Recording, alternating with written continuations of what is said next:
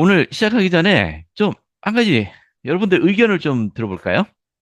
이제 서부 이주 이야기를 다루고 있는데 우리 에머 스미스나 아니면 조셉 스미스 2세의 가족들은 서부로 떠나지 않았습니다. 그 외에도 그 가족 중에는 서부로 떠나지 않은 가족이 많이 있고요.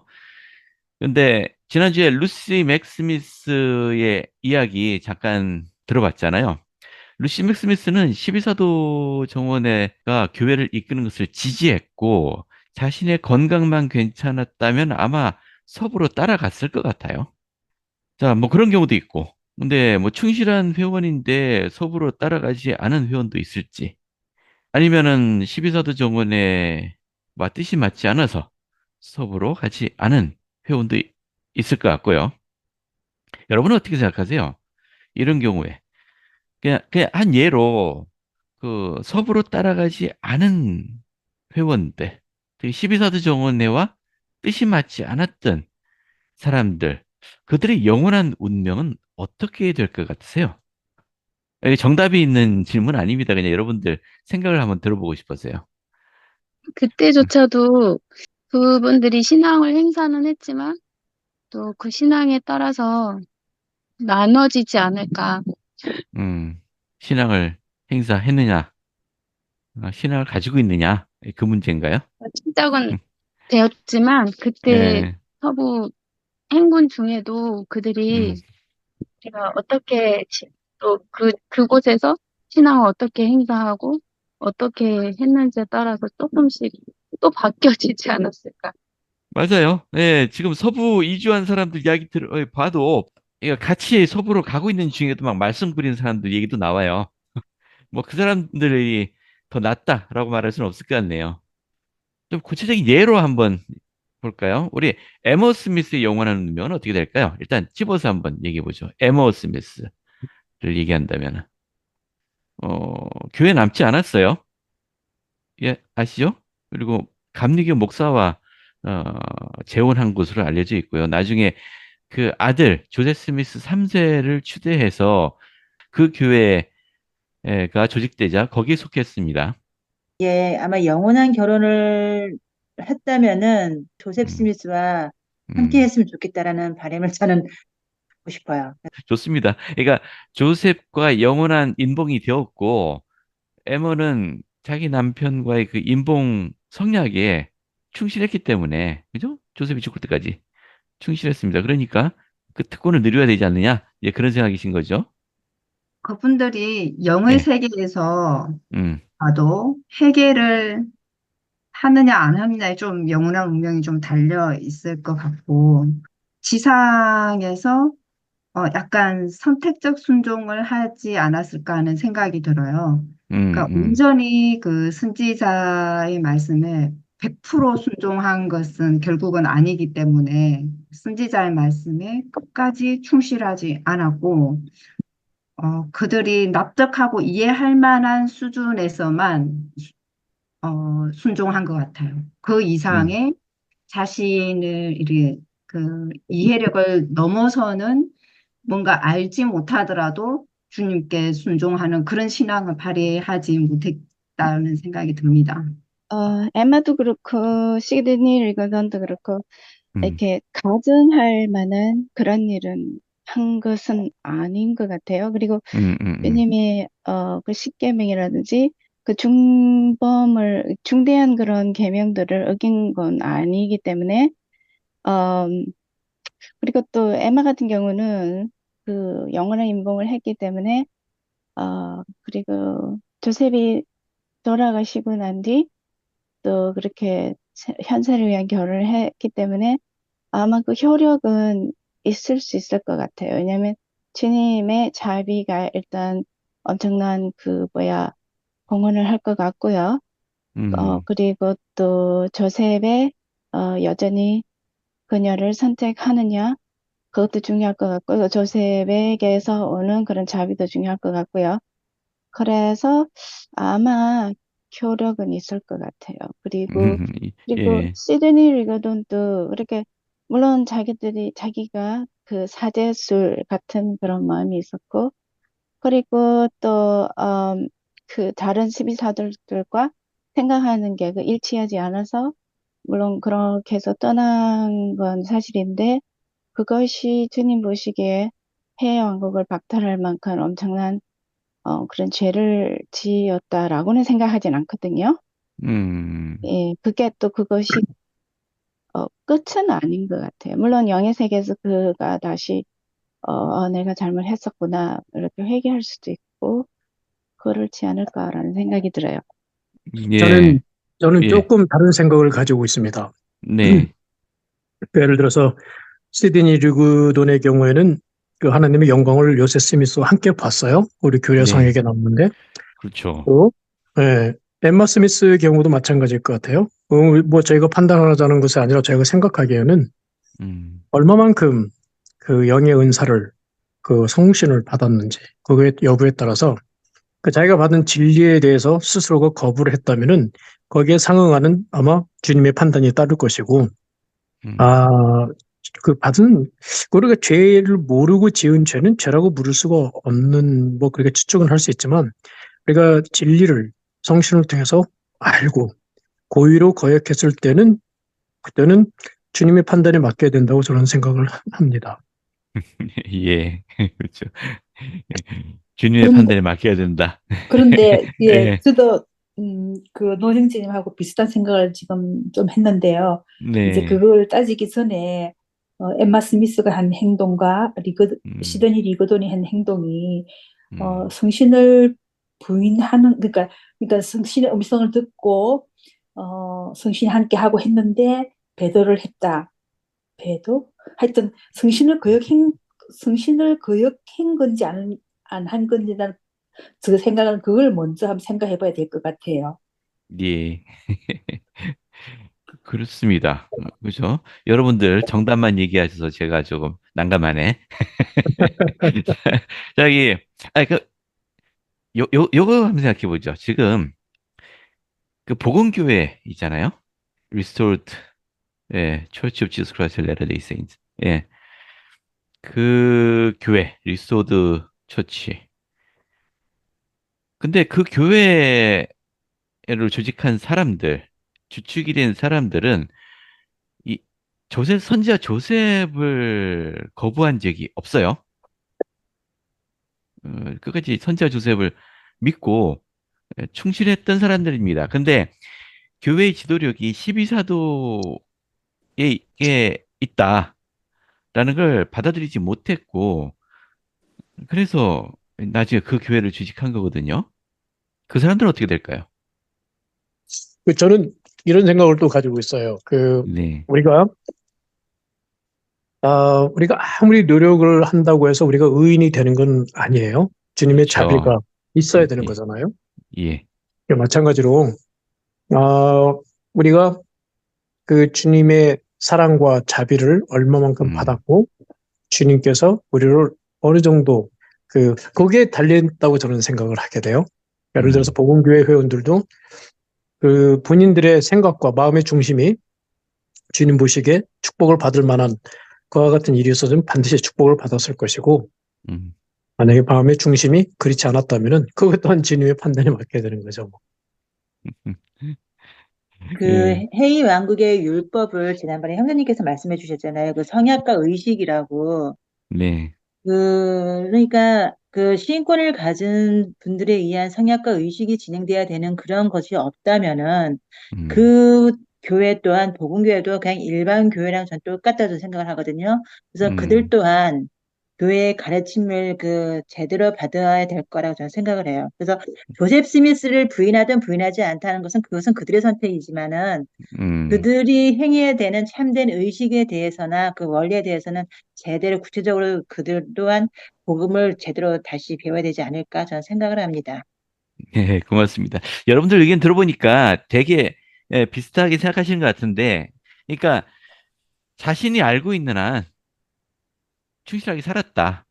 근데 뭐 의식을 제대로 받았느냐, 이런 효력이 있는 그런 의식을 받았느냐 하는 문제는 별개다. 그거는 이제 나중에 뭐 대리의식 같은 것으로도 정리해야 되겠죠. 음,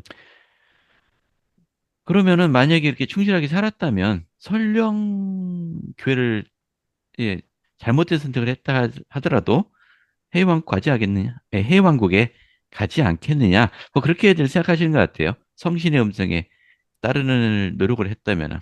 음, 사실 제가 이 질문 드린 게 우리 있잖아요. 복음의 첫째 되는 원리와 의식, 신앙교재에 언급돼 있듯이 아시잖아요. 예수 그리스도를 믿는 신앙. 첫 번째고 그다음에 회개, 네. 그리고 신뢰, 그리고 성신의 신- 은사. 그리고 항상 뒤에 덧붙이죠. 우리 신앙 기준은 없는데 하나 덧붙여요. 끝까지 견뎌야 된다. 음. 요게 좀 거슬려. 끝까지 견뎌야 된다는 게 아까 교회를 떠난 사람들 끝까지 못 견딘 거 아니냐. 그러면 해외원 가기는 못 가는 거 아니냐. 뭐 이런 생각이 들잖아요. 그 끝까지 견디었는지 어땠는지 그 부분에 대해서는 우리가 판단하기는 어려울 것 같아요. 어, 주님이 판단하시겠죠. 그래도 아까 몇 분이 말씀하셨는데 나중에 결과적으로 그렇게 됐는데 조셉이 살아있을 때 함께 얼마나 큰 희생을 치렀느냐. 그죠? 자기 목숨을 걸고. 뭐 우리 교류학 생학에 언급되어 있듯이 예수 그리스도에 대한 간증에 용감했던 사람들이잖아요.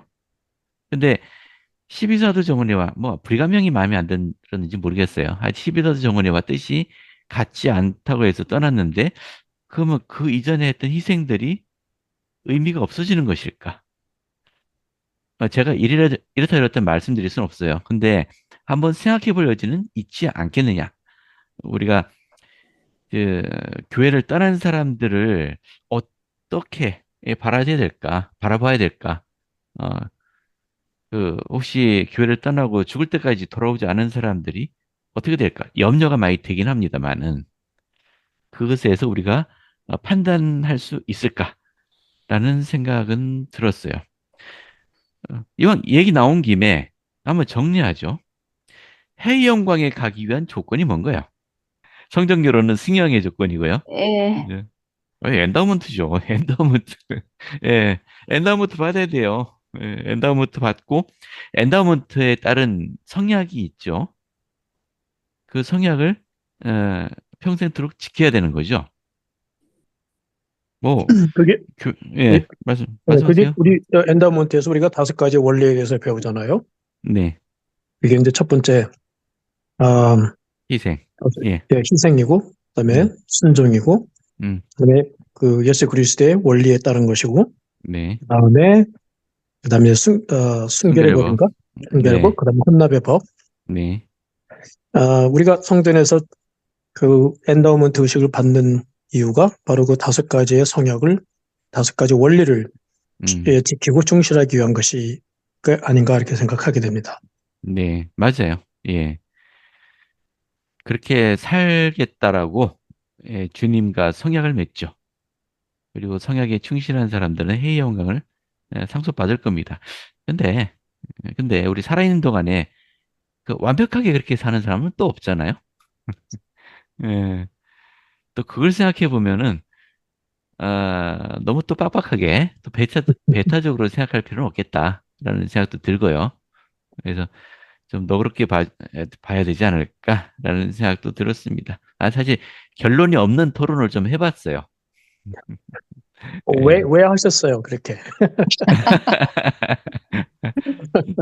근데 이런 거 생각하고 얘기 나누다 보면은, 음, 갑자기 깨닫는 것들도 있어요. 여러분, 지금 이 음. 얘기 나누면서 이때까지 생각하지 못했던 뭔가 깨달은 거 있는 분 계시 않나요? 제가 늘 궁금하게 생각하고 있었던 중에 2가지가 있는데요. 네. 그 주님께서는 그 신과 나눈 이야기를 이렇게 보게 되면은, 신과 나눈 이야기가 아니라 위대한 선물이구나. 거기에 보게 되면은, 음, 음, 조지 음. 월시가 쓴 책인데 아마 많은 분이 아마 그 책을 읽었을 거예요. 거기 보면은 주님의 자비가 지옥까지 미친다는 얘기를 해줘요. 그 지옥까지 음, 미친다는 이야기가 뭐냐면, 음, 사실은 우리가 해왕국도 3등급으로 나눠져 있고, 그럼 음, 다 별의 왕국, 달의 왕국도 마찬가지. 지옥도 3등급으로 나눠 있다고 이야기를 해요. 뭐, 음, 첫 번째가 악령과 악마와 악귀 이렇게 나뉘더라고요.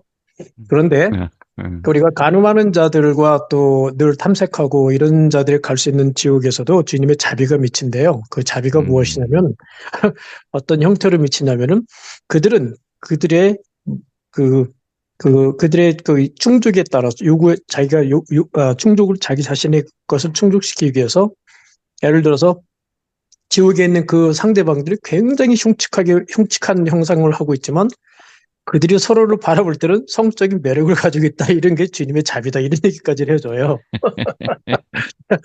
저는, 예, 그것보다도 저는 아마존에 가게 되면은 아마존에 원래 우리 뭐예요? 그 동식물을 보게 되면은 그냥 하나님의 뜻과 이런 걸 우리가 다 알 수가 있어요. 한 가지 예로 우리가 인간이 창조한 것들을 전자현미경으로 보게 되면은 끝이 굉장히 뭉툭해요. 그러나 하나님께서 창조하신 모든 자연의 것을 전자현미경으로 봤을 적에는 그 마진이 아주 선명해서 인간들이 그걸 따라갈 수가 없대요.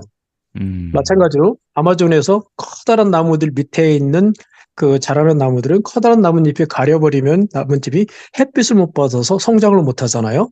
네, 근데 이 자연의 법칙은 그 나무의 그 커다란 나무 밑에 있는 조그만 나무들이 햇빛을 받을 수 있도록 그 나무의 잎이 동그란 형태로 해서 빛이 그 밑으로 빠져가게 만들어준다는 그걸 읽어본 적이 있어요. 음, 그래서 주님의 자비가 정말로 끝없는 자비, 우리가 이해할 수 없지만 상상을 통해서 주님의 자비는 우리가 상상할 수 없을 정도로 깊고 넓은 것이라고 생각을 하게 됩니다. 그 뜻에서 우리는 다윗의 경우를 생각해도 우리는 다윗은 해외 왕국에 못 갔다고는 하지만 저는 가끔 성전에서 다윗을 위한 기도를 하게 돼요. 이게 어떤 기도냐면 우리의 형제인데 한 번에 우리와 바세바의 일로 그가 떨어졌고 그 시편에서 쓴 그 내용을 보게 되면은 그가 회개를 얼마나 낮은 자세로 회개를 했는지 몰라요. 그 회개의 음, 마음이 다윗의 시편에 줄줄이 나와요. 음. 그럴 때 우리가 형제로서 우리는 다윗과 같은 형제로서 우리는 하나님께 구하기를 우리는 우리 형제 다윗을 위해서 용서를 구하는 그런 마음을 가져야 되는 게 아닌가 저는 이렇게 생각을 해보게 됩니다. 우리가 지금 서부 이주 한 성도들 중심으로 저희가 교회를 생각을 해요. 근데 교회는 그 스토리가 중심이 되고 있기는 하지만 교회는 그 외에 많은 사람들을 포함하고 있다. 어, 그들도 교회 한 부분이다. 충실한 회원들이다. 라는 거를 또 기억하면 좋겠습니다. 자, 오늘은 26장 서부로 향하는 개척자들, 실제로 이제 서부로 향한 이야기입니다. 우리 지난주에 이제 아이오와주 서쪽, 그리고 거기 강이 있었죠. 미주리 강을 건너면 지금은 이제 네브라스카주 예상되는 지역이에요. 그러니까 음, 지금 지명으로 하면은 아이오와주 서쪽, 그리고 네브라스카주 동쪽 지역에 이렇게 회원들이 퍼져서 있었습니다. 캠프를 차리고 그리고 1846년 겨울을 나게 되죠. 잠깐 볼까요? 여기 윈터 코터스와 아이오와 아이고, 아이오와 황무지에서 후기 성도들이 1846년에서 47년 겨울이 지나가기를 기다리면서 이제 봄이 오면은 이제 떠날 계획을 세우고 있었습니다. 자, 요 기간 동안에 이제 성도들 메인 무리는 여기서 이제 겨울을 나기 위해서 이제 준비하고 있었지만은 계속 이주해가는 다른 무리가 있었어요. 크게 세 그룹인데 뭐 그냥 두 그룹만 볼까요? 그중 하나가 몰몬데데, 그 500여 명의 군인이 차출되었죠. 그리고 브루클린호 이야기가 있어요. 그리고 미시시피 성도로 알려진 소규모 그룹이 있는데 이건 뭐 굳이 자세히 안 다뤄도 될 것 같아요. 자, 몰몬데데 행진 우리 알렌 대위가 찾아왔었죠.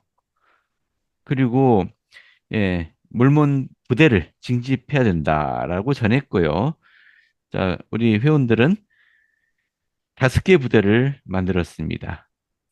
그리고 이 알렌 대위가 중령으로 진급했대요. 이 부대를 이끌어야 되기 때문에 그런가 봐요. 자, 541명의 군인, 그리고 35명의 여성, 그중에 20명은 세탁부로, 뭐 요리하는 사람도 필요하고, 뭐 할 거 아니에요? 여성의 손길이 필요합니다. 그래서 따라가는. 그리고 여성들에게 딸린 아이들도 데려가야죠. 그 아이들이 42명 해갖고 600명이 넘네요. 총 하면은 1846년 7월 21일 예, 진군을 시작했습니다. 자, 이 부대에 이제 장교로 이제 선임된 사람들은 모두 다 12사도 일원들을 일일이 만났고요. 그리고 그들에게 충실하다면은 살아남게 되리라라고 약속을 받습니다. 떠나는 사람들을 보면서 얼마나 걱정이 많았을까요? 우리 윌리엄 하이드 중사라고 하는 사람이 이런 기록을 남겼네요. 자, 그들을 언제 다시 만나게 될 것인가는 하나님만이 아시는 일이었습니다. 그래도 우리는 불평할 이유가 조금도 없었습니다라고 이야기합니다. 뭐 간략하게 설명이 되어 있습니다. 여기 지도가 있네요. 자, 여기가 아이오와 주가 있고요. 여기 지금 네브라스카 주죠. 이 아래는 캔자스 주고 여기 카운슬 블러프, 지금 카운슬 블러프라고 하는 곳이고 이 오마라고 돼 있는데 여기가 아마 윈터 쿼터스인가요? 지명이 또 바뀌었는가 모르겠네요. 자, 여기에서 예, 7월 16일 대대 모병이 이루어졌고 21일 날 원래 21일 날 출발하려고 했는데 23일 날 출발한 것 같아요. 그래서 이렇게 포트 레븐워스로 향해서 출발을 했고요. 여기서 대대가 정비를 하고 쭉 이런 경로를 따라갑니다. 다들 걸어서 이 먼 거리를 이동해야 했었어요. 이거 보세요. 여기서 그레이트 솔트레이크까지 요 거리예요. 이게 1600km가 넘습니다. 요 거리가. 근데 몰몬 대대가 여행한 거리를 보세요. 살인적인 행군을 한 것 같아요. 굉장히 힘들었을 거예요. 보시면 여기 점선으로 표시된 게 있는데 여기 굵은 선이 몰몬 대대 본대의 이주 경로고 여기 점선으로 돼 있는 요것들은 중간에 병자가 발생하고 부상자가 발생해서 할 수 없이 부대 이탈을 해야만 했던 사람들이 있었습니다. 예, 그 사람들이 이제 푸에블로에 모였고 여기 모여서 쭉 포트 라라미를 거쳐서 솔트레이크까지 예, 따로 이주해 갔어요. 예, 이 사람들이 있었습니다. 이 푸에블로에서 이제 몸을 회복하고 예, 이주한 것 같아요. 예, 중간에 이 부대를 이끄는 지휘관이 이제 몇 번 바뀌었는데요. 이 산타페라는 곳에 여기서는 크로크 대령이 지휘권을 맡았고요. 텍사스가 여기 있고 여기 뭔가요? 여기 캘리포니아인가요? 여기는 지금 멕시코 땅이잖아요. 이게 캘리포니아 반도고 캘리포니아 반도는 지금 멕시코 땅입니까? 여기는 멕시코 땅인 것 같아요. 아무튼 자 결론을 얘기하자면은 브리가미 회장이 약속했잖아요. 충실한 회원이 충실한 군인이 되십시오. 계명을 지키십시오. 합당하게 행동하십시오. 그리고 지휘관에게 순종하십시오. 근데 지휘관 중에는 말도 안 되는 지휘관도 있었어요. 그래도 이 몰몬 대대원들은 그 지휘관의 지시에 잘 따랐습니다. 죽을 고생은 했지만은.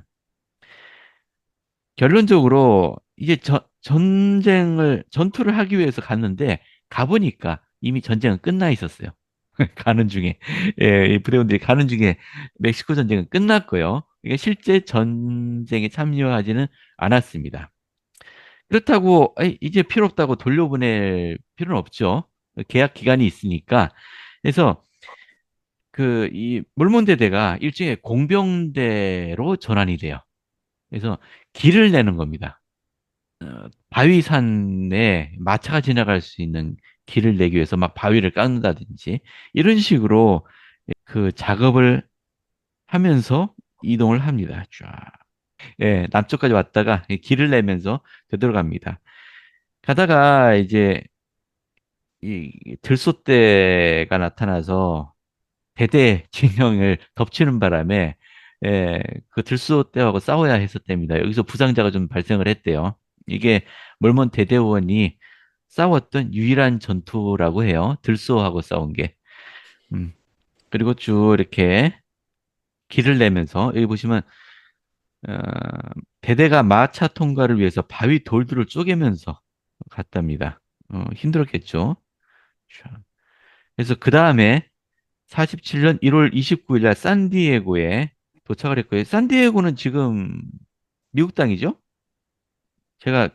제 기억이 맞다면 산디에고는 미국 땅이죠? 예, 네. 예. 그리고 쭉 지금의 로스앤젤레스 부근에서 1847년 7월 16일 해산이 됩니다. 대대가 이제 계약 기간이 끝나서 해산이 됩니다. 그러니까 여기 46년 7월 16일 날 소집이 되었고 1년 계약이었나 봐요. 1년이 됐기 때문에 해집이 됐고요. 해임된 사람들은 뭐라고 하나요? 근데 전역한 사람들, 전역한 사람들은 자, 솔레이크 계곡으로 갑니다.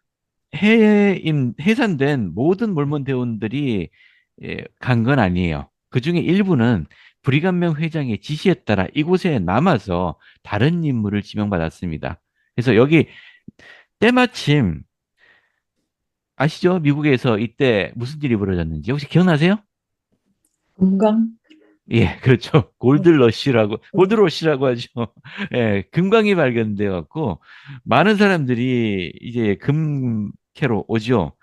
그래서 여기에 남아서 뭐 금을 캐든지 뭐 하든지 하여튼 일을 할 수 있었습니다. 그래서 돈을 벌어서 그거를 이 솔레 계곡에 있는 가족들에게 또는 교회에 보내도록 지명을 받았어요. 그래서 이게 예, 이 아무것도 없는 이 황무지를 개간할 때 도움이 되는 거죠. 일부 사람들은 더 올라가서 뭐 세크라멘토에서 수토르라는 사람을 위해서 일을 했고 금을 발견했다.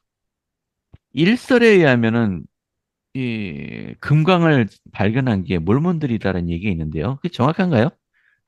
우리 골드러시를 일으킨 장본인들이 몰몬들이다라는 얘기가 있던데 아무튼 금이 발견됐다고 하고요. 그래서 동부에서 많은 사람들이 이 캘리포니아로 오죠. 예, 찾겠다고. 그러면서 우리 후기 성도들의 마을을 지나가고요. 그러면서 이제 외부 세계와 교류가 점점 활발해지게 되죠. 음. 자, 아무튼 그래서 몰몬대대가 서부 이주 본대와 별도로 이주를 해갔다. 예. 자, 브루클린호라고 있어요. 브루클린호. 자, 서부에 제일 먼저 도착한 거는 몰몬대대가 아니고요. 아, 사실 몰몬대대가 우리 본대보다 먼저 서부에 도착했죠. 캘리포니아에 먼저 도착했으니까. 그죠? 근데 그보다 먼저 도착한 사람들이 있었는데, 이 사람들은 그 나부에서 첫 번째 성도들이 떠난 1846년 2월 4일 날 브루클린호로 타고 뉴욕항을 떠난 성도들이었답니다. 이 브루클린이 지금 뉴욕에 있는 지명이잖아요. 브루클린이라고 하는. 근데 브루클린이라고 불리는 배가 있었나 봐요. 이게 자료를 찾아보니까 그 미 해군에도 브루클린호라고 있었던 것 같은데 19세기에. 근데 이 브루클린호하고는 좀 다르고요. USS 브루클린이라고 있더라고요. 그거하고는 다르지만 그래도 범선인 것 같습니다. 이때 이 떠난 성도들이 있었어요. 이게 브루클린호인데요. 70명의 형제, 자매 68명, 어린이 100명, 그리고 주로 농부 및 기술자들. 자, 그리고 상당한 물량의 책, 선지자를 만들었던 인쇄기. 여기 인쇄기가 무겁죠. 인쇄기. 식량, 뭐, 하여튼 이런 것들을 싣고 출발했습니다. 이게 사진이 별로 없어서, 이건 그냥 그림인데, 이게 브루클리노예요. 브루클리노. 아니, 왜 배로 따로 보냈느냐? 이게 두 가지 이유가 있습니다. 하나는 그 마차로는 싣고서 서부로 갈 수 없는 무거운 짐이 있을 거 아니에요. 그러니까 예를 들어서 인쇄기요. 인쇄기가 얼마나 무거울까요? 그거를 마차에 싣고서 서부로 갈 수는 없죠. 마차 다 부서질 겁니다. 그죠? 그거는 배로 가야만 돼요. 음. 자, 그리고 이제 육로로 서부로 가기 어려우지만 그래도 배삭을 댈 수 있는 성도들은 배로 가는 필요가 있었겠죠. 예. 자, 그런 사람들이 이 배를 타고 갑니다. 이런 경로로 하여튼 갔대요. 여기 남미, 여기 뭐가 있죠? 아, 여기 끝에 뭐가 있죠? 케이프 뭐가 있는데? 갑자기 생각이 안 나네? 희망봉은 아니고, 희망봉 아프리카에 있는 거죠? 아닌가? 하여튼 여기, 예, 거의 남극해를 지나서요. 남극해를 지나서. 이것만 봐서는 모르겠지만, 여러분, 여기, 남미 여기 끝에는 남극이에요. 예, 되게 춥습니다. 이 사람들 배 타고 가서 편하게 갔다 싶은데, 이 사람들도 목숨 걸고 간 거예요, 사실은. 고생 굉장히 했을 거예요. 여기 뭐, 후안 페르난데스 제도에서 쉬었다고 하는데요. 여기에 보시면 그, 찰스 다윈이 그 진화론의 영감을 받았다고 하는 섬이 있죠. 갈라파고스죠. 그렇죠. 예, 거기도 들렸답니다. 예, 하와이를 거쳐서, 예, 여기 어느 항구로 들어갔나요? 그 샌프란시스코인가? 아, 맞네. 46년 7월 31일 샌프란시스코에 도착을 했습니다. 자, 그다음에 이제 여기서 이 솔레이 계곡으로 가는 거죠. 근데 근데 46년에 도착했기 때문에 여기 한동안 머물렀겠죠. 이 배를 타고 성도들을 이끌었던 지도자는 샌프란시스코에다 도착하고 나니까 욕심이 생겼나 봐요. 나 안 가겠다. 솔레이 계곡 안 오겠다라고 버티다가 결국은 배도하고 말았다고 해요. 뭐 이런 사람들도 있습니다. 서부 이주에도 이렇게 결국은 충실하게 남지 않았던 사람. 아, 여기 케이프 호운이네. 여기 있는데 끝에 우리 아프리카 맨 남단에는 이제 희망봉이라고 불리는 게 있고요. 그죠? 여기 그 남미대로 끝에 이 북극해에 해당되는 요 끝부분에 여기가 이쪽이 대서양이고 이쪽 대서양 그죠? 이쪽은 태평양을 나누는 곳이 있겠죠. 그곳을 이제 케이프 호원이라고 한다. 예, 라고 합니다. 네. 여기가 후안 페르난데스 제도가 로빈슨 크루소 소설의 배경이 되었던 곳이라네요. 여기가 푸에블로의 성도들 있는데 뭐 이분들 얘기는 그냥 읽어보시면 됩니다. 미주리 주 남쪽에 살던 회원들이 이렇게 또 이주를 해갔어요. 예, 그래서 푸에블로에 합류하고 같이 온 성도들이 있습니다. 이 푸에블로는 좀 가난한 분들, 좀 몸이 병든 분들 이런 분들이 많이 집합했다가 나중에 솔레 계곡으로 갑니다. 이제 그분들 이야기가 좀 있어요. 자, 이제 윈터쿼터스 얘기를 할게요. 자, 46년과 47년 이 겨울 동안에 몰몬데에는 길이라고 없는 사막을 횡단하고 있었고요.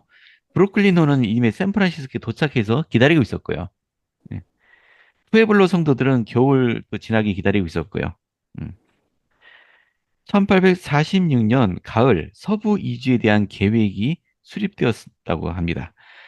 이번에는 예전보다 소규모 그룹이 먼저 대평원을 횡단하기로 결정을 했어요. 그리고 뒤따라오는 대단위 부대를 위해 여행의 길을 터놓는다는 결정이 나왔어요.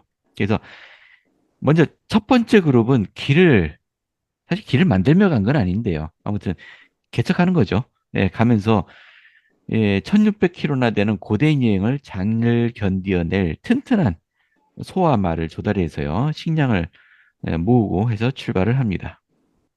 여기 제가 밑줄 친 건 제가 읽어드릴게요. 노란색은 여러분들이 좀 읽어봐 주세요. 자, 교회 평의회 지도자들은 윈터 쿼터스의 서쪽 이주로에 대해 그곳의 상인이나 피터 사피와 같은 사냥꾼들과 11월, 12월에 걸쳐 회의를 했을 뿐 아니라 그 당시 로키 산맥에 있던 네 사람과도 상의했다. 천주교 사제로서 오리건 지역의 인디언들 사이에서 선교사로 봉사했던 피에르 장 데스메 스님은 로키 산맥에서 5년 동안 보낸 후 세인트 루이스로 가던 길에 진영에 도착했다. 그는 그레이트 솔트레이크를 방문한 몇 안 되는 백인 중 하나였다라고 합니다. 이 좋은 기회를 이용해서 제1회장단은 그에게 조심스럽게 문제를 제기했습니다. 예, 문제 제기가 아니고 뭐 질문했다는 얘기죠. 물었다는 얘기예요. 닷새 후에 미국 모피 주식회사의 두 상인이 로키 산맥 서쪽 지역에 대한 상세한 설명을 해주었으며 정착하기 가장 좋은 지역을 지도로 그려주었다. 이게 본격적인 이주 여행을 떠나기 전에 얼마나 정보를 많이 모았는지를 설명하고 있네요. 그죠? 음. 고집 센 지도자였던 조지 밀러는 향후의 여행과 정착 기회를 놓고 불이감령과 언쟁을 벌였다. 밀러는 12사도들이 교회의 최고 권위를 갖고 있다는 사실을 인정하지 않았다. 그리하여 그는 네브라스카 북부의 니오브라라 강 연안에 있는 폰카 인디언들과 어울려 살기 위해 몇몇 성도들을 데리고 나가버렸다. 교회 지도자들 간 네프라를 불화를 위험한 산이라고 생각한 브리검령 회장은 밀러와 그의 추종자들을 어떻게 다뤄야 할 것인가에 관해 기도로 주님께 여쭤보았다. 1847년 1월 11일 그는 전날 밤 꾼 꿈에 대해 이야기했는데 꿈에서 그는 부대를 조직하는 최선의 방법에 대해 조셉 스미스와 토론을 했던 것이었다. 사흘 후 브리감령은 서부로 여행하고 있는 이스라엘 진영에 관한 주의 말씀과 뜻을 교회에 발표했다. 네, 교례서 136편입니다. 예. 우리가명이 꿈에 조셉과 자주 만났는 모양입니다. 꿈 얘기가 종종 나와요. 그러니까 이 조지 밀러란 이 감독인데 감독이 이제 교회를 떠나버린 거야. 집에서 정원회를 떠나버린 겁니다. 근데 어떻게 보면 일찍 떠나준 게 잘한 거예요. 잘한 겁니다. 이게 이 서부로 여행길을 나선 중간에 만약 이런 불화가 생겼으면 아마 희생이 있었을 수도 있어요. 이 조직과 이제 어떤 체계를 철저하게 갖추고 좀 엄격하게 해야 되겠다라는 생각을 했던 것 같습니다. 그래서 교회서 136편 보면은 철저하게 12사도 정원의 지시를 따르도록 주님이 지시를 하십니다. 또 한편 이 교례서 136편은 주님이 우리가명을 통해서 계시를 주시고 교회를 이끄신다는 것을 보여주는 그런 큰 사례이기도 해요. 그러니까 주님의 뜻이 불의감령과 함께 있다는 것을 성도들이 느끼게 하고 해서 이 여행길에 나설 수 있도록 하는 역할도 했습니다. 하여튼 뭐 봄철 내내 지도자들은 이제 모임도 하고 준비를 계속했습니다. 보트도 만들었어요. 강이 나면은 건너야 되니까. 씨앗파, 뭐 관계용수 이런 것들 정보도 모으고요. 네. 원래의 의도는 개척자 부대를 위해 이스라엘의 12지파별로 각각 12명씩 144명을 엄선하는 것이었으나 최초의 그룹은 143명의 남자, 남부 출신 교회 회원들을 위해 일했던 3명의 노예 포함 3명의 여자, 브리감령, 히버시 킴벌 및 로렌조 디 영의 아내, 그리고 2명의 어린 아이들로 구성되었다. 전반적으로 볼 때 그들은 개척자다운 자질과 기술을 다양하게 갖추고 있었다. 그 가운데는 기계수리공, 말이나 소떼 등을 모는 사람, 사냥꾼, 병경, 개척자, 목수, 선원, 군인, 회계사, 벽돌공, 대장장이, 수레 제조자, 벌목꾼, 내부 수리공, 낙농장, 인부, 목축업자, 방앗간 주인 및 기술자 등이 속해 있었다. 그룹 구성원 중 8명은 사도들이었으며 시온의 진영에 있었던 사람들도 있었다. 개척자 부대는 보트, 대포, 손수레 및 마차 70대, 말 93마리, 노새 52마리, 숫소 66마리, 암소 19마리, 개 17마리, 닭 몇 마리를 가지고 있었다. 예. 그래서 맨 앞에 선발대가 이렇게 구성이 됐습니다. 143명의 남자와 3명의 여자, 그러니까 146명이네요. 여기 보면 이때 그 3명의 여성들 사진이 있네요.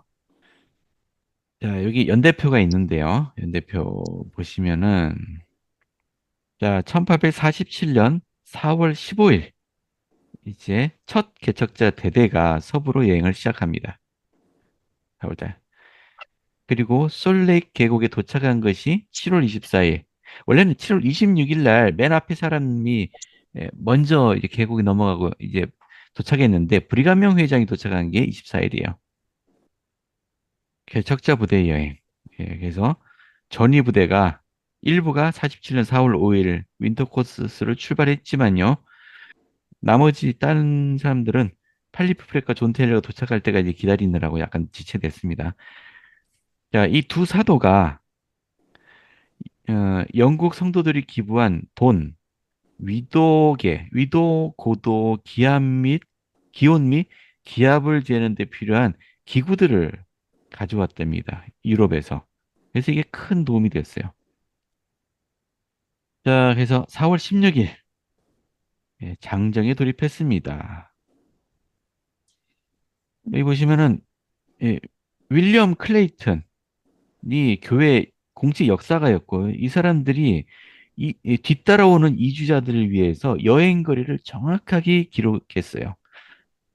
요즘에는 내비게이션 쓰면 됩니다. 그러면 여행 거리 그냥 나와요.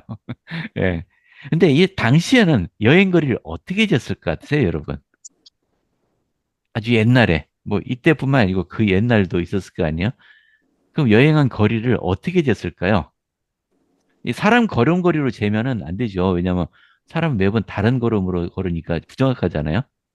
근데 정확하게 재는 방법이 있어요. 혹시 수레바퀴 굴러가는 바퀴. 아니 어떻게 하셨어? 머리 좋으시. 굉장히 브릴리언트 하시네. 자, 맞아요. 수레바퀴에다가 표시를 해놔요. 그리고 수레바퀴가 한 바퀴 돌면은 한 바퀴 거리가 얼마인지 알잖아요. 그걸로 재는 겁니다. 근데 이게 단점이 있어요. 그럼 수레바퀴 계속 보고 걸어야 되잖아요. 한 사람은 눈 안 떼고 계속 보고 걸어야 돼요. 하나, 한 바퀴, 두 바퀴, 세 바퀴, 네 바퀴 하면서 여행 내내 그러고 있어야 돼. 이거 쉽지 않잖아요. 근데 처음에는 그렇게 했어요. 처음에는. 그래서 여행 거리를 측정하고 그 지도상에 표시를 하고 여기 뭐 어떻다라고 기록 남기고 이렇게 했습니다. 근데 너무 비효율적이잖아요. 근데 어, 이 올슨 프렛 형제가 이 공학자인 것 같아요. 굉장히 똑똑한 사람인가 봐. 이 사람이 기구를 하나 고안했어요. 물론 올슨 프렛은 자기는 이제 고안을 하고 다른 목수 기술을 가진 사람이 만들었는데 혹시 기계에 대해서 좀 아시는 분? 저는 기계공학과 나왔거든요. 대학 전공이 기계공학과입니다. 기계공학 전공한 사람이 왜 지금 이런 직업 하고 있는지 저도 모르겠어요. 주님이 일을 하라고 하셔서 하고 있는 한데 하고 있긴 한데 참 사람 사는 거 어떻게 될지 몰라요. 자, 이게 이렇게 만든 겁니다. 요거 원래 여기 마차 바퀴고요. 이 마차 바퀴라고 돼 있죠. 마차 바퀴, 이 마차 축이 있고요. 이게 다 나무로 만든 겁니다. 음. 이 마차 바퀴가 한 바퀴 돌 때마다 여기 6개로 돼 있는 요거 이 트립암이라고 돼 있는데 요게 한 바퀴 돌 때마다 탁탁 치죠. 그래서 한 칸씩 한 칸씩 움직여요.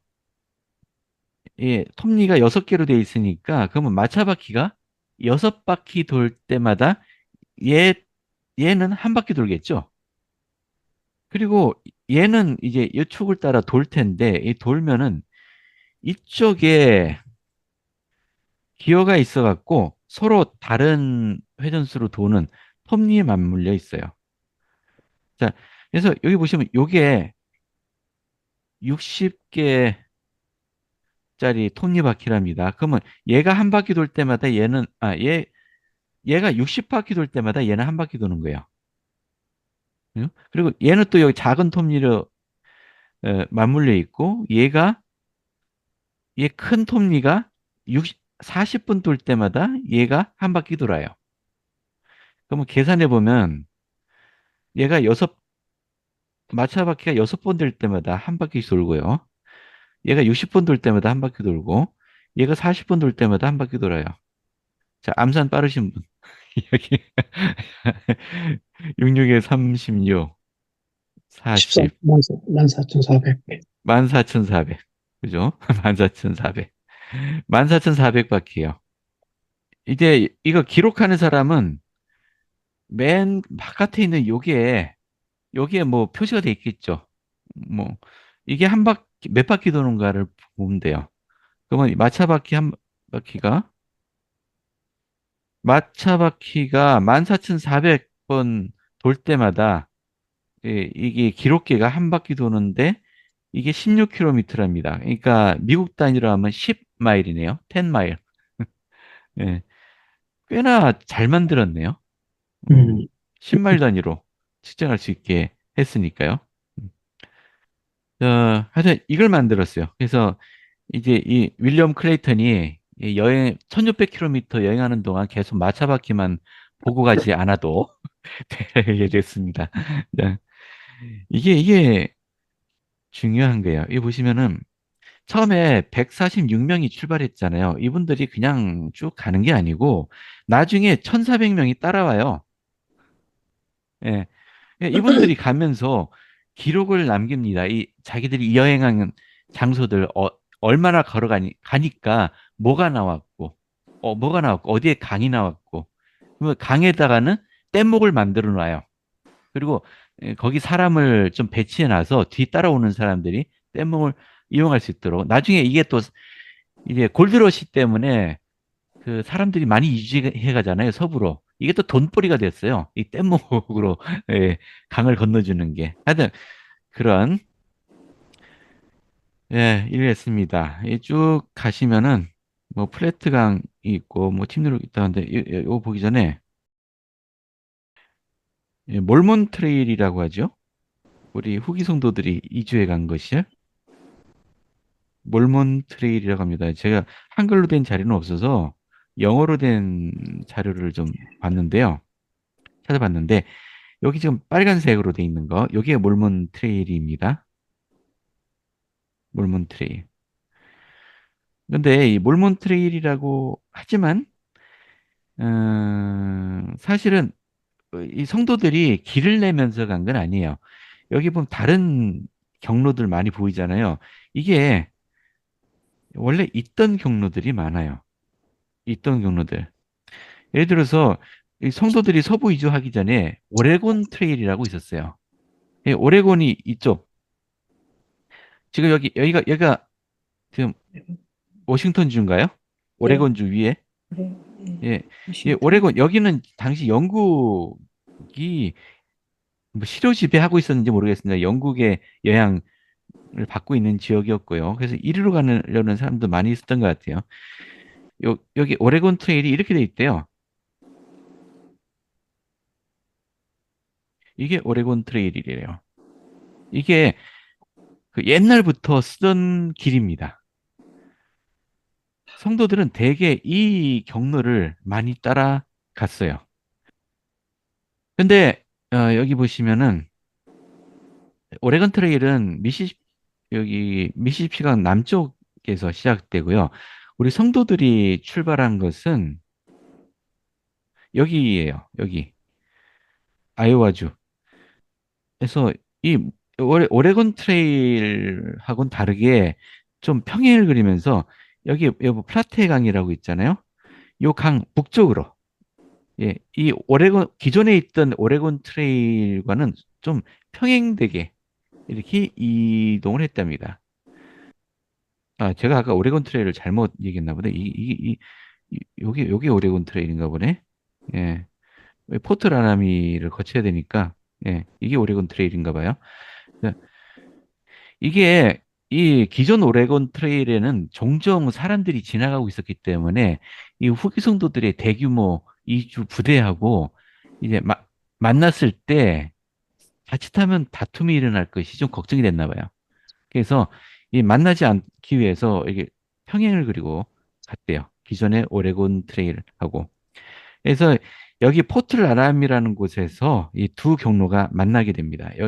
여기서부터는 성도들도 이 길을 따라갔어요. 그래서 포트 브릿저라는 곳에서 오레곤 트레일하고 우리 몰몬 트레일이 나눠져요. 예.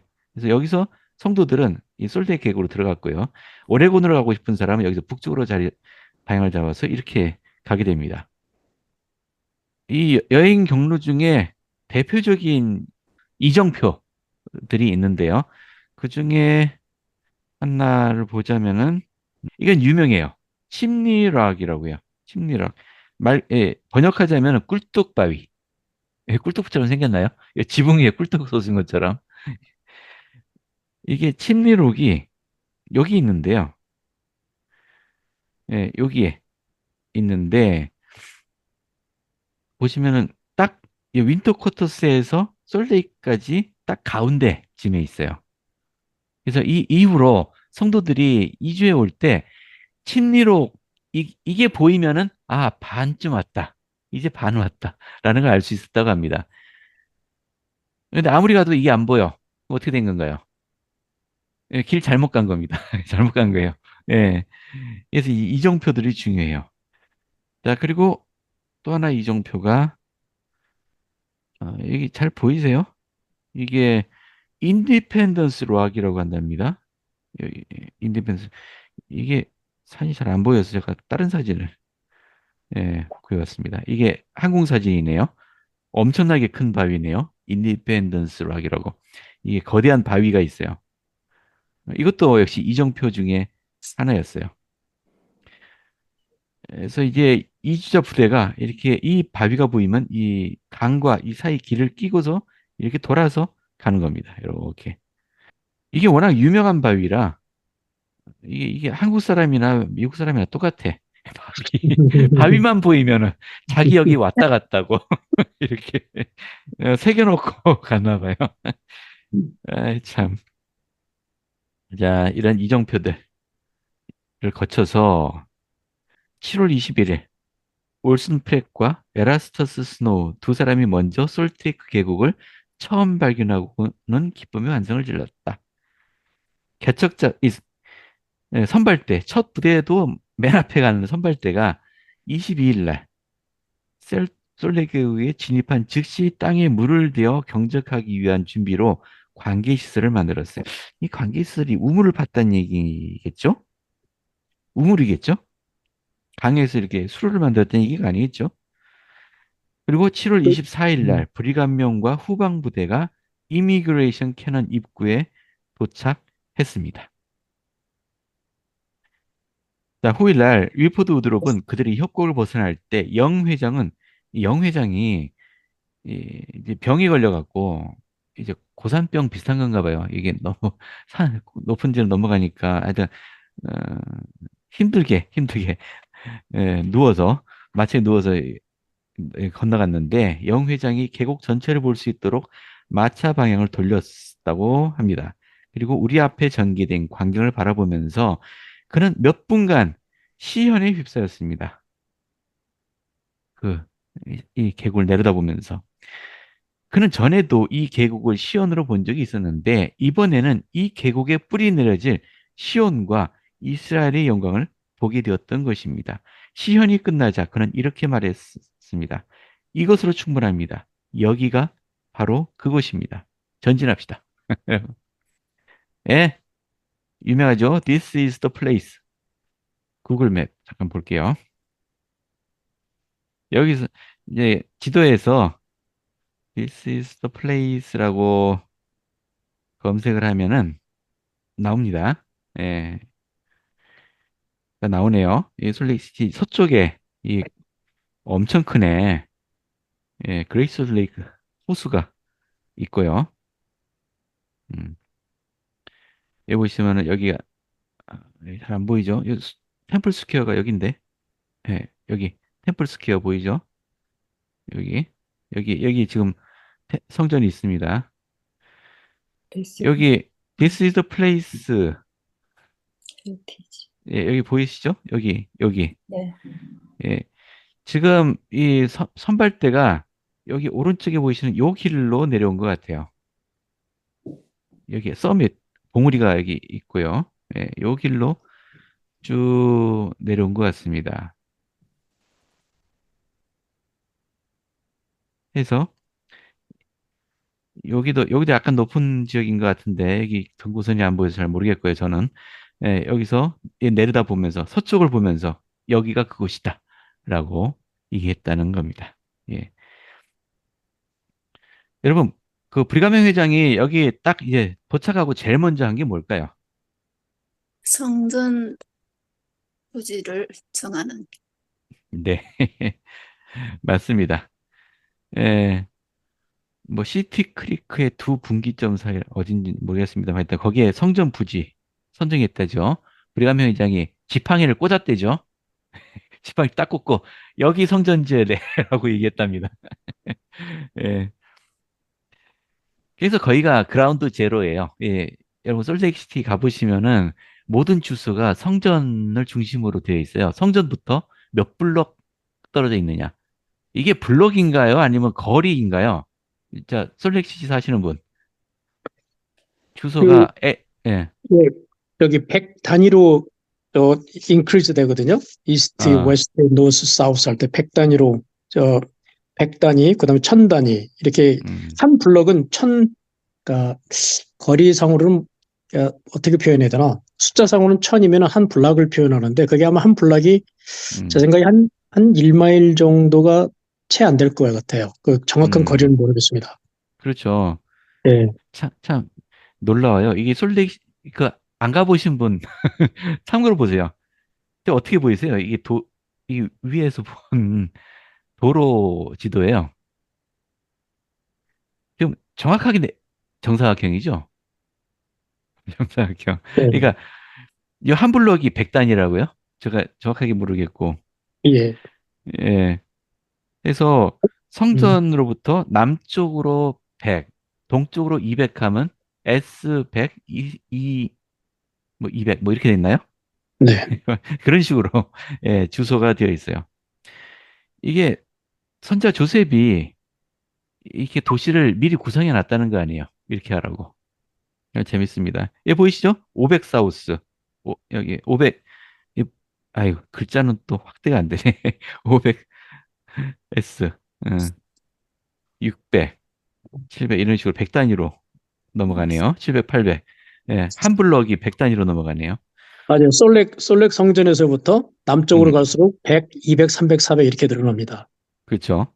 또 예, 동쪽으로 가면 또 마찬가지예요. 100, 100 200, 이렇게 300, 가고. 400, 200 이스트로. 예, 길 잃을 일이 없을 것 같아요. 길 잃을 일이. 주소만 알면은 진짜 음, 쉽게 찾아갈 수 있을 것 같아. 예. 예, 참 재밌습니다. 근데 가장 합리적이고 네, 가장 단순하고 가장 현명한 도시 계획이 그 거리의 이름을 진 게 바로 불검령의 아이디어였는데 볼 네, 때마다 저희들이 고맙죠. 왜냐면은 지도 찾아보지 않아도 되고 숫자만 찾아보면 다 알 수 있으니까. 맞아요. 네. 맞아요. 여러분, 한국에서 주소 갖고 찾아갈 수 있나요? 서울, 아니요. 서울에서 주소 딱 들고 한번 찾아가 보세요. 아니요. 예, 내비게이션 없으면 못 찾아갑니다. 주소만 갖고는. 보시면 성전 부지를 먼저 선정하고요. 이곳을 기점으로 동서남북 네 방향으로 강을 냈답니다. 강을 냈다고요? 길을 낸 게 아니고? 사각형의 완전한 모습을 갖춘 도시를 형성했습니다. 뭐 이렇게 뭐 여기 최초의 아기가 어, 엘리자베스 스틸이라는 아기가 솔레케고 최초의 출생아랍니다. 그리고 엔자임 피크 얘기가 나오고요.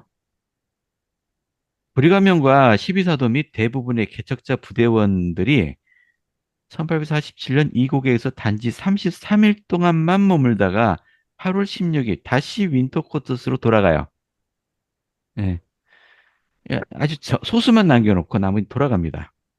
가야죠. 가서 데리고 와야죠. 예. 도중에 벌써 솔트레이크 계곡으로 오고 있던 1553명의 성도들을 만났어요. 굉장히 지쳐 있었고 힘들었겠죠. 게다가 오다가 소중한 말을 인디언들에게 뺏겼어요. 뭐 인디언들은 성도들이라고 봐주지 않습니다. 공격해 옵니다. 게다가 브리감명과 히보시킨볼이 회색곰에게 회색곰이 그리즐리 베어죠. 그리즐리 베어 무서운 곰입니다. 곰한테 쫓기는 걸 보고서 굉장히 예, 놀랬다. 뭐 이런 얘기 있고요. 또 영 회장은 후미 부대에 있던 존 스미스에게 이가 지금 따라오고 있던 1500명 가운데 존 스미스, 그러니까 조셉 스미스 선지자의 삼촌이에요. 삼촌에게 솔레이크 스테이크 회장의 부름을 주었습니다. 음, 나중에 이제 축복사로 또 부름을 받게 되죠. 자, 가는 길에 이게 브리가면 회장과 사도들이 동쪽으로 가는 길에 브리가면 회장이 영감을 받았어요. 음, 교회 제1회장단을 재조직해야 된다. 아직 없잖아요. 제1회장단이. 12사도 정원에만 있었어요. 그 영의 수단을 받았다고 얘기했지만 다른 사도들이 즉각 찬성을 안 했습니다. 그런 사례 예가 없었고 교회 회장은 조셉 스미스가 마지막 아니야?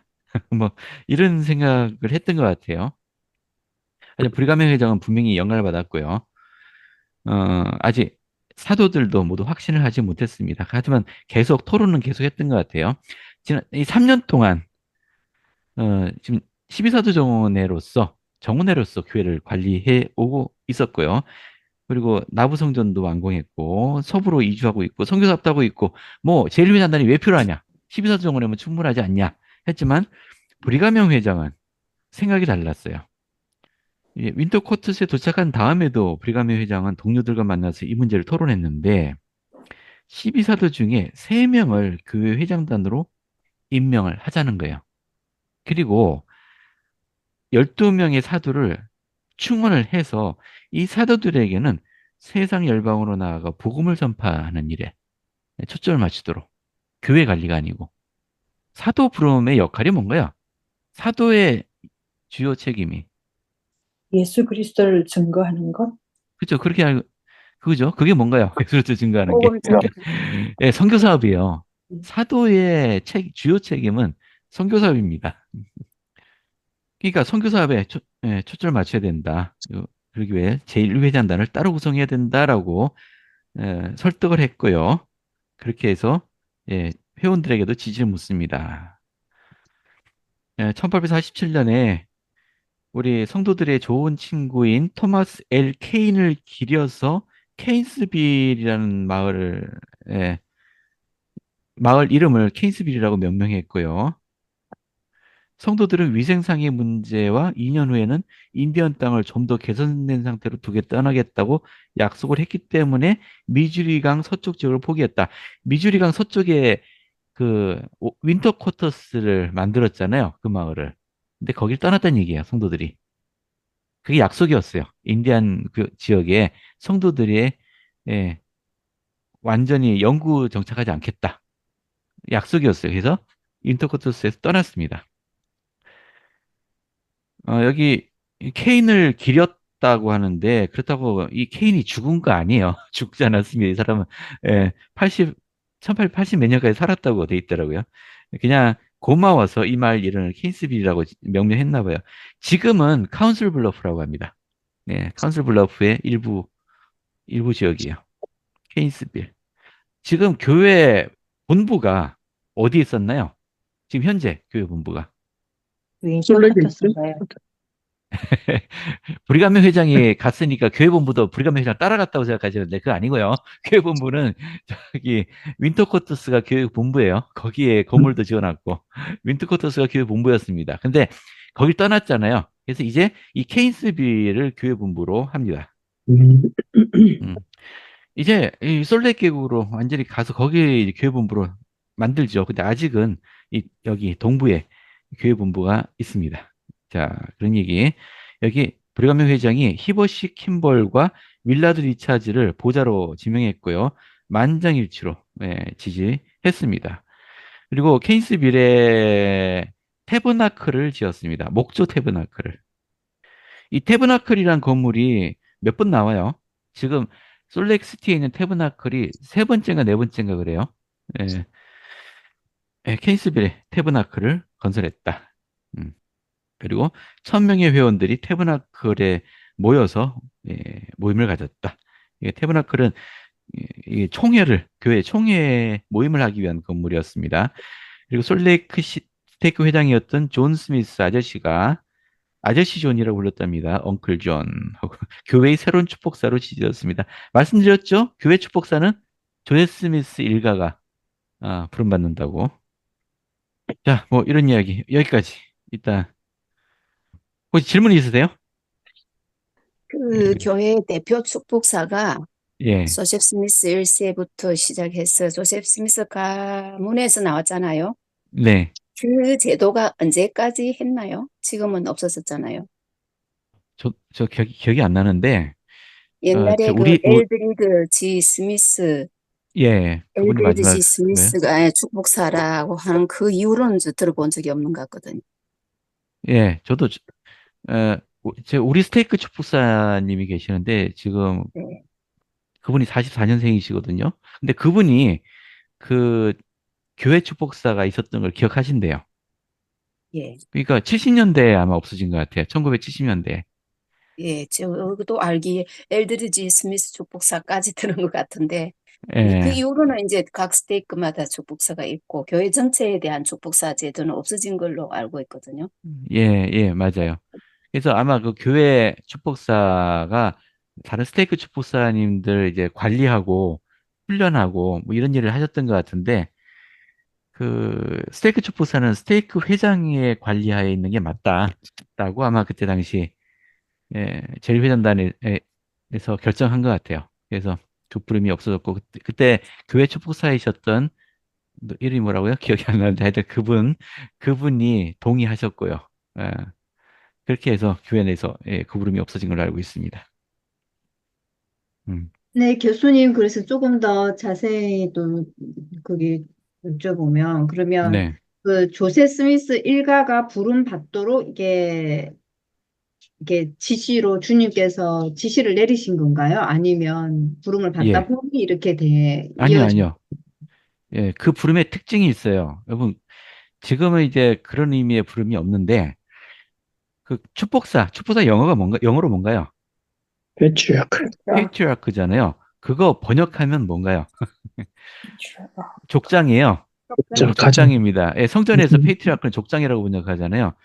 여러분이 알고 계신 대표적인 족장이 아브라함. 아브라함이잖아요. 아브라함이 그 축복사였어요. 족장. 페이트리아크였습니다. 그리고 그 아들에게 그 직분을 넘겨주잖아요. 왜 그 이삭에게? 그 이삭은 두 아들 중에 한 아들에게 넘겨주잖아요. 이거예요. 이 족장의 직분입니다. 이게 당연히 세습될 수밖에 없죠. 이게 교회 축복사는 그런 의미가 있었어요. 이게 세습되는 족장의 직분입니다. 그러니까 족장이 족장이라면 큰 가족의 가장 높은 가장이 족장이잖아요. 그러니까 그 족장이 자기 권속들을 축복하고 관리하고 하잖아요. 그래서 우리가 축복사라고 부르면서 일종의 회복의 일환으로서 아담도 축복사였고요. 고대 형태의 모든 것을 회복하는 일환으로서 교회 축복사 제도를 두었습니다. 나중에 복천일이 되면 다시 부활할지도 몰라요. 이 족장 축복사는. 예, 왜냐하면 복천년 기간은 에덴 동산과 같은 시기이니까 부활할지 모르겠습니다만은 어쨌든 지금은 교회 운영의 효율성을 위해서 없어진 부름이에요. 좀 이해가 되셨나요? 왜 세습이 되는지? 그, 그래서 이 예. 그 족장의 그 축복사 역할을 그럼 지금 현대 가정에서 신권 형제님들이 해 주셔야 할 것 같다는 좋은 생각이 지적이시네. 드네요. 좋은 지적이세요. 예, 여러분, 가족들 무슨 일이 있을 때, 또 성사업단 할 때, 군대 뭐 갈 때, 가장이 축복하시나요? 물론 하시겠죠? 예. 음. 음, 여러분들은 여러분 가정의 족장이 되세요. 좋은 지적이세요. 어, 제가 사위가 그 미국 친구인데 네. 그 이 친구에게 제 권위를 내세울 때는 제가 as a patriarch of family라는 용어를 자주 씁니다. 재밌네. 예. 이게 서부 이주하는 이 여행 이야기를 좀 더 맛깔나게, 그분들이 얼마나 고생을 했는지, 이런 걸 지금 표현할 수 있으면 좋은데, 제가 그럴 능력은 안 되고요. 그냥 전체적인 요약만 좀 해봤습니다. 예. 오늘도 우리 신앙의 선조들 이야기 굉장히 배울 게 많았던 것 같아요. 예수 그리스도의 이름입니다. 아멘.